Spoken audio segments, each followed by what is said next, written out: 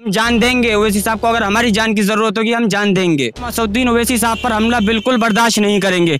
ये हमला हम पर हुआ है, ना कि असदुद्दीन ओवैसी साहब पर। लोकतांत्रिक जी के जो मंदिर कहा जाता है, उस मंदिर के एक सदस्य पर हमला होना, इस हिंदुस्तान की लोकतंत्र पे हमला होना, असदुद्दीन ओवैसी पे हमला होना, मतलब एक मुस्लिम रिप्रेजेंटेशन की बात जो है, मुस्लिम लीडरशिप की बात है, उस पर हमला होना। बैरिस्टर असदुद्दीन ओवैसी पे जो गोली चलाई है, असदुद्दीन ओवैसी एक सोच है, आप ओवैसी को मार सकते हैं, सोच को नहीं।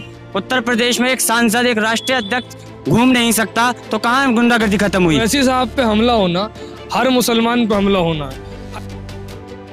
उत्तर प्रदेश में एक सांसद, एक राष्ट्रीय अध्यक्ष घूम नहीं सकता, तो कहाँ गुंडागर्दी खत्म हुई? हम योगी आदित्यनाथ से कहना चाहेंगे, हम असदुद्दीन ओवैसी साहब पर हमला बिल्कुल बर्दाश्त नहीं करेंगे। ये हमला हम पर हुआ है, ना कि असदुद्दीन ओवैसी साहब पर। ये लगातार कहा जा रहा था कि गुंडागर्दी खत्म है, आज असदुद्दीन ओवैसी पर जो गोलियां चली है वो उत्तर प्रदेश के ये गुंडागर्दी का जीता जागता सबूत है। असदुद्दीन ओवैसी पर गोली चलना गुंडागर्दी का जीता जागता सबूत है। तो क्या लगता है कि शासनकाल में कौन सुरक्षित हो सकता है? कोई सुरक्षित नहीं है। जब एक सांसद सुरक्षित नहीं है तो कौन सुरक्षित होगा? ये जो इलेक्शन कमीशन से क्या उम्मीद लगा रहे हैं? हम इलेक्शन कमीशन से उम्मीद लगाते हैं कि वो इसकी जांच करे, और जो भी इसके हमलावर हैं उन पर कार्रवाई करें। चार लोग थे, चारों गायब हो गए, मगर असदुद्दीन ओवैसी महफूज है। जी, असदुद्दीन ओवैसी महफूज हैं, इस बात की हमें खुशी है। अल्लाह ने रहम किया है। अच्छा, एक सवाल आखिरी पूछेंगे कि लगातार जो कहा जा रहा है, क्या असदुद्दीन ओवैसी को हक नहीं उत्तर प्रदेश में चुनाव प्रचार करने? क्यों नहीं है हक? सभी पार्टियां चुनाव लड़ती हैं, सभी पार्टियां चुनाव प्रचार करती हैं, तो हमें हक क्यों नहीं है? हमें भी हक होना चाहिए। एमआईएम का क्या फ्यूचर हो रहा है उत्तर प्रदेश? एआईएम इंशाल्लाह अपनी अच्छा प्रदर्शन करेगी। योगी आदित्यनाथ से क्या कहना चाहेंगे? हम योगी आदित्यनाथ से कहना चाहेंगे, उत्तर प्रदेश अपराध मुक्त नहीं है। योगी आदित्यनाथ ने जो कहा है अपराध मुक्त है, वो अपराध मुक्त नहीं है। यहाँ एक सांसद सुरक्षित नहीं है, तो आम जनता क्या सुरक्षित होगी? मतलब कि भारत रत्न सांसद जो है वो नहीं है, वो सुरक्षित नहीं है। बैरिस्टर असदुद्दीन ओवैसी जब सुरक्षित नहीं है तो आम जनता क्या सुरक्षित होगी? क्या असदुद्दीन ओवैसी पर गोलियां चल के उसको किस तरह से देख रहे हैं? देखिए, यूपी में गुंडाराज है, जो मतलब पॉलिटिक्स में गंदगी नहीं होनी चाहिए, और ये जो गंदगी करी गई है इसे निंदनीय है। किसी भी राष्ट्रीय अध्यक्ष पे अगर ऐसा होता है, या बैरिस्टर असदुद्दीन ओवैसी के ऊपर जैसा हुआ है, हम इसकी निंदा करते हैं। और यूपी के हालात में जैसे योगी जी कहते हैं कि गुंडाराज नहीं है, ये देखिए सबूत है ये गुंडाराज होने का। और जिन लोगों ने गोलियां चलाई हैं वो ये जान लें कि बैरिस्टर असदुद्दीन ओवैसी पे जो गोली चलाई है, असदुद्दीन ओवैसी एक सोच है, आप ओवैसी को मार सकते हैं, सोच को नहीं। इस गोलियां चलने से असदुद्दीन ओवैसी डर जाएंगे क्या? आपको लगता है? नहीं, मुझे नहीं लगता, तो बस आप बता दीजिए। अरे आप कैसी बात कर रहे हैं? जो बंदा जिसके भाई पे हमला हो गया, कभी वो नहीं रुके, तो ये कैसे रुक जाएंगे? तो क्या लग रहा है कि इस गोलियां चलने के बाद एमआईएम के जो भी समर्थक, उसमें किस तरह का आक्रोश है? देखिए, एमआईएम ही क्या समाजवादी होती है, बसपा होती, अगर उनके राष्ट्रीय अध्यक्ष पर गोली चलती है तो आक्रोश तो होता ही है। मैं एआईएम का ना तो कार्य करता हूँ, ना मैं उसकी पार्टी से हूँ, लेकिन अफसोस हमें भी है। अच्छा, असदुद्दीन ओवैसी पर जो गोलियां चली है, तो एज ए समर्थक के रूप में आप क्या देख रहे हैं? असदुद्दीन ओवैसी पर जो गोलियां चली हैं उसके समर्थन के रूप में हम बहुत ही गलत प्रदर्शन देख रहे हैं। अच्छा, तो कि बहुत गलत हुआ। असदुद्दीन ओवैसी पर गोली चलाने वाले गॉडसे की नाजायज औलादे हैं, और हम महात्मा गांधी को मानने वाले, ना कि गॉडसे को। जो योगी आदित्यनाथ कह रहे हैं कि पूरा गुंडा मुक्त, भय मुक्त, तो उसका क्या देख रहा है? उसका तो कुछ समझ कुछ भी नहीं है, आपके सामने जीता जागता सबूत है ना। बैरिस्टर साहब पर जो गोली चली है वो जीता जागता सबूत है। कहाँ हुआ अपराध मुक्त? अजय बिष्ट हमें जवाब दें। अजय बिष्ट कौन है? योगी आदित्यनाथ। क्या लग रहा है असदुद्दीन ओवैसी पर जो गोलियां चल गई, तो अपराध कैसे हुआ उत्तर प्रदेश? देखिए, ये बहुत ही अफसोस की बात से कहना पड़ रहा है कि हिंदुस्तान की एक जो पार्लियामेंट जो है, हिंदुस्तान लोकतांत्रिक जी के जो मंदिर कहा जाता है, उस मंदिर के एक सदस्य पर हमला होना, इस हिंदुस्तान की लोकतंत्र पे हमला होना, असदुद्दीन ओवैसी पे हमला होना, मतलब एक मुस्लिम रिप्रेजेंटेशन की बात जो है, मुस्लिम लीडरशिप की बात है, उस पर हमला होना। एक सोच पे उन्होंने हमला किया है, और ये हमला इसलिए मैं चाहता हूँ कि ये जो गुंडा मुक्त और तमाम चीज़ कह रहे हैं, ये एक एग्जाम्पल है योगी का जो लॉ एंड ऑर्डर है वो फेल दिख रहा है। और साथ साथ हम ये भी इलेक्शन कमीशन से गुजारिश करेंगे, और साथ साथ लोकसभा के स्पीकर से, इसको गंभीर रूप से लिया जाए, क्योंकि इन दो लोग इस पर शामिल हैं, उनको आईपीसी 307 के तहत इनके ऊपर कार्रवाई हो, क्योंकि अगर आज आप कार्रवाई नहीं करेंगे, कल किसी और पे होगा।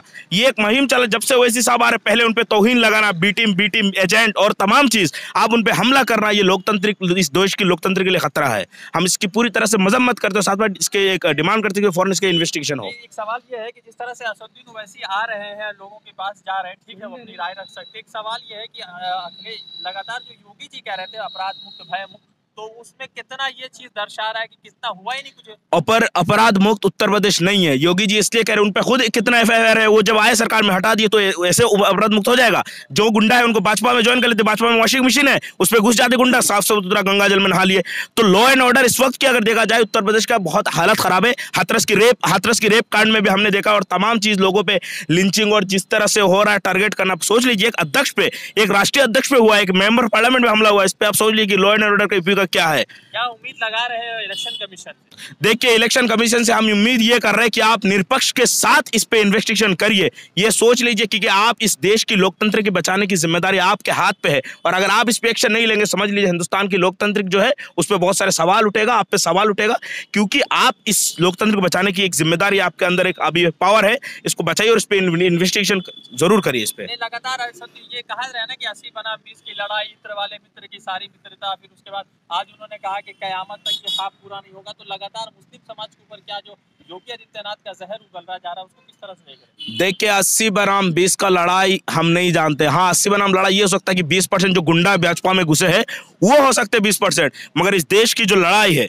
या जो इस देश की लड़ाई है, वो है अंबेडकर के विचारधारा वर्सेस गोडसे के विचारधारा। ये 20% जो है ना, ये गोडसे के विचारधारा के मानने वाले हैं, और 80% हिंदुस्तान के अंबेडकर के विचारधारा के लड़ाई। लगातार कह रहे हैं कि उत्तर प्रदेश को उत्तम प्रदेश बना दिया, माफिया मुक्त बना दिया, कैसे देखते हैं? हाँ माफिया मुक्त बन गया, ऐसे कि जो माफिया थे वो भाजपा में ज्वाइन कर लिए। मैंने क्या कहा, और भाजपा में ज्वाइन करने के बाद वॉशिंग मशीन है, ऐसा वॉशिंग मशीन में जैसे ही घुसते ही इस पे क्या होता है, वो अपराध मुक्त बन जाता है। जैसे समाजवादी पार्टी में कोई जाता है तो उस पर सेकुलर बन जाता है, सेकुलरिज्म का मिशन है, और इस पर उस अपराध मुक्त का मिशन है। तो क्या लग रहा है कि प्रदर्शन होगा एमआईएम की तरफ से? देखिए एमआईएम प्रदर्शन करे ना करे वो पार्टी का मामला, मैं एमआईएम से कोई एमआईएम का समर्थक नहीं हूं, मगर मैं हिंदुस्तान के एक नागरिक होने के नाते और एक्टिविस्ट होने के नाते मैं इस चीज को मजम्मत करता हूं, और इसके खिलाफ अगर इनके खिलाफ कार्रवाई नहीं होगी जो उनको पकड़ने का, तो आगे हम डेमोक्रेटिक वे से, लोकतांत्रिक तरीके से इसका विरोध करेंगे। क्योंकि इसका विरोध करना इसलिए जिम्मेदारी क्योंकि ये संविधान इस देश की लोकतंत्र तमाम चीजों के लिए खतरा है, और हिंदुस्तान के सदस्यों पे पार्लियामेंट में हमला होना बहुत शर्मनाक घटना है। क्या लग रहा है असदुद्दीन ओवैसी पर हमला हुआ, ये क्या कैसे देख रहे हैं इसको?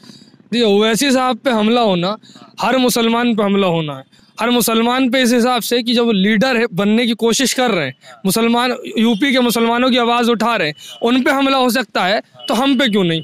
और एक चीज़ जो मामूली सी चीज़ है कि ये बात इसलिए हो रही है क्योंकि वो एक पार्टी के राष्ट्रीय अध्यक्ष है, वरना अगर आप पिछले कुछ सालों में देखें तो लगातार हमले तो होते आए, पर किसी ने बात करी, किसी ने बात नहीं करी। अगर बात की होती तो ये जो फर्जी ढकोसले चल रहे हैं अखबार में कि उत्तम प्रदेश बना देंगे और भय मुक्त है प्रदेश, ऐसा कुछ नहीं है। अगर होता तो आज हमला ना हुआ होता।